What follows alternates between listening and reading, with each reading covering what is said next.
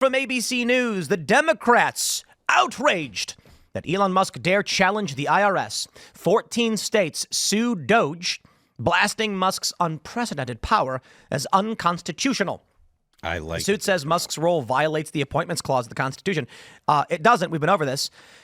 You know, Ian, a regular on this show, either rolls ones or 20s as it goes. And for those who don't know what that means, it means when you roll a 1 in Dungeons and Dragons, it's critical failure.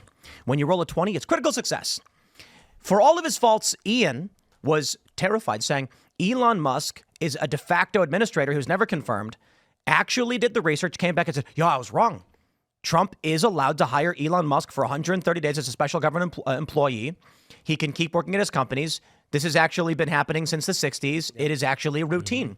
And so Ian, the guy who wants to pardon Hillary Clinton, said, no, actually, Elon's fine here. Well, Democrats aren't having it. They say, led by the state of New Mexico, the lawsuit argues, in often dramatic terms, that the Appointments Clause of the Constitution calls for someone with such significant and expansive authority as Musk to be formally nominated by the president and confirmed by the U.S. Senate. There is no greater threat to democracy than the accumulation of state power in the hands of a single unelected individual. The suit was filed by New Mexico Attorney General Raul Torres and officials from Arizona, Michigan, Maryland, Minnesota, California, Nevada, Vermont, Connecticut, Rhode Island, Massachusetts, Oregon, Washington, and Hawaii. Although our constitutional system was designed to prevent the abuses of an 18th century monarch, the instruments of unchecked power are no less dangerous in the hands of a 21st century tech baron. 2 of the 14 states are led by Republican governors. Oh, really? Wow. Heavens, Republican ones. Sure. Not that it means much. This is completely ridiculous. Elon Musk isn't actually doing anything. I'm sorry, guys. I got to tell you, as much as we want to praise Elon and talk about how we love Doge, the reality is all Elon is doing is pointing the finger and saying, hey, Trump, look at that. And then Trump goes, gone.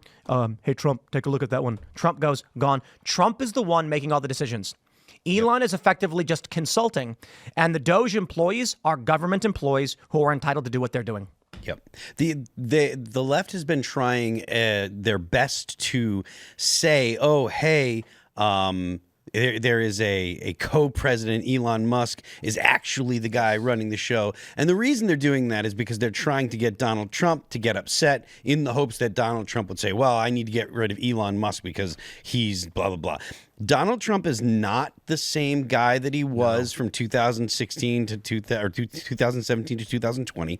He was surprised that he won in 2016, 17. He didn't expect to. He thought that he wasn't going to win. And then afterwards, he had this whole, I mean, I know the guy's supremely confident and he's used to winning. I really do think that the 4 years when he was out of the office of the presidency, there was a lot of soul searching that Donald Trump went through. Any human being would go through that. And he has come back. Now he is way more confident because he did have that absolute undeniable victory. He saw the shift in the country. He knows that he won. And so they're not going to be able to get, I don't believe that they're going to be able to get under his skin the way that they're trying to. I think it's a waste of time. The Incredible Hulk. Trump in his first term was, please don't make me angry. You wouldn't like me when I'm angry. And then Biden's term was them making him very angry, trying to put him in prison. And now he's just smashing through everything. I love it. Thankfully. And he doesn't have to get elected again. The Democrats don't understand that us as the right are not them. We are not one monolith. We can get angry and yell at each other. We can have our tiffs and bouts. But if we're not like a lemmings going off a cliff. We're able to argue with each other and have a good and work things out. And then in the end, we can work. And then in the end, we can come to a great agreement on the great ideas that we're going to come through. I'm looking forward to the IRS stuff, really. I mean, USAID is one thing. It's a slush fund for NGOs. It's small potatoes, right? I mean, it is. I mean, what is their budget's like 60 billion? Yeah. Is it 60 billion? Yeah, 60 billion. Not much. And so in the grand scheme of things, it doesn't, I think we're looking at like a yearly budget of 7 trillion. So there's a lot to go through. It's good they're doing it. Yes. The IRS is where it gets interesting. This is where they're taking money from the American people. And this is the other side of that coin. We can mock and we can joke about how USAID is funding garbage and shut it down to save money. But they've got to take a look at how, first of all, the deficit spending, increasing the debt, accruing debt, the creation of money, and how they're taking money from the American people. You get that big picture. Here's how they're taking your money, and here's how they're doing it wrongly, which I assume they are. and here's how they're wasting your money. Let people see the actual numbers. Normans are going to flip their minds. It's like the whole he's for you and she's for they them. Normans didn't like that. Normans aren't going to like the IRS taking their The midterm's going to be crazy. be The fun. midterms are going to be like fun. Donald Trump audited the IRS and found out they were stealing your money. Democrats want to protect the IRS. Yep. That's it. There it is. That is it right there. Dude, imagine the kind of person that would defend the IRS. I guarantee you right now. Raskins. Oh, the Krasensteins Ratskins. on X right now are saying, listen, I know that we don't like getting taxed, but the IRS does perform a service the American people need. And it's just like, nope. No. I don't like seeing my paycheck, and you don't either. You have to be completely ideologically possessed, and it has to go beyond reasonable political leanings. It has to be ideological possession to be in favor of the IRS. Nate, can I ask you how old you are? 49. 49. Do you remember the very first paycheck you ever got? Yeah. And do you remember your reaction to it? Yeah, I was excited. Even though when you looked at the Oh, well, the first time. Okay, so you got to understand, the first paycheck I got was under the table. And that's because so this is the problem with what you were talking about, happening here in West Virginia. Those laws only encourage people to pay, people under the table, because why in the heck would you, be in a situation? I mean, we lost 3 people because of it. yeah. The state basically required the individual to create a business. It's $800 to expedite. Otherwise, you're taking a month off. Yep. You need, depending on where you live, you need a registered agent in the state, and then you have to open a bank account. And so we had a handful of people be like, "Hey, look, man, I don't do enough work to consider that." So, that was it. I had to pay payroll taxes. Oh yeah. Yep. For my daughter, and get unemployment insurance for her. Well, so what about the rest of y'all's? Were your first paychecks under the table? Go ahead.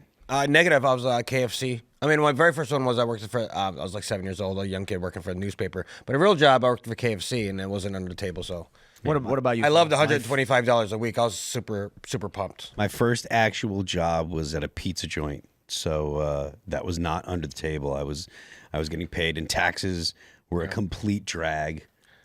It wasn't. Now watch. I'll became a probably get libertarian audited now because I said that. Yeah. Well, it's been 43 years. Yeah, right?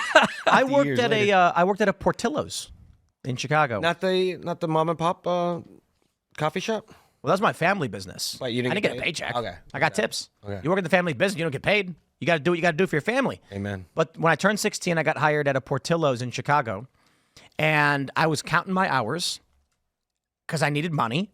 And so I was like, okay, so this week I did 36 hours, and they're paying me, it was like, I don't know, $7.75 an hour or whatever. And I was like, all right. And then the paycheck came, and I opened it up, and I was like, what? Yeah. And then the manager started laughing. And he was like, first paycheck, kid? And I was like, why is it so low? And he's like, go to the withholding section. And I was like, I just spent the whole week here counting out. I knew taxes would come out, but this is way more than that. And they're like, nope. You didn't figure 30%, did you? It was, If not more. they tell you it's going to be less because you're making only a little bit of money, but then they take out a huge chunk. Yep. I was just giddy to get money in general. I was like, let's No, go. the first check that I had, though, that was like that, I remember asking tons of questions like, what is this? What is that?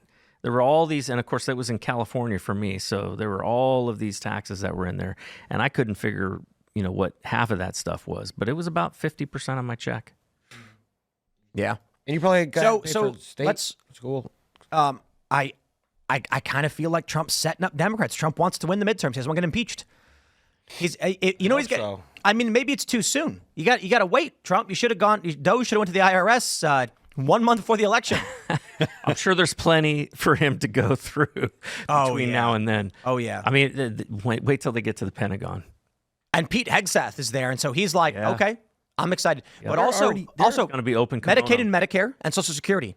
Imagine what's going to happen when they come out and they say to all of our Social Security recipients, you should be getting $100 more per month. Okay. But here's where they've been dumping the money. Imagine when they find mismanagement, wasted budget and these gross expenditures where people actually need that funding. Didn't DHS just do like a $52 million clawback?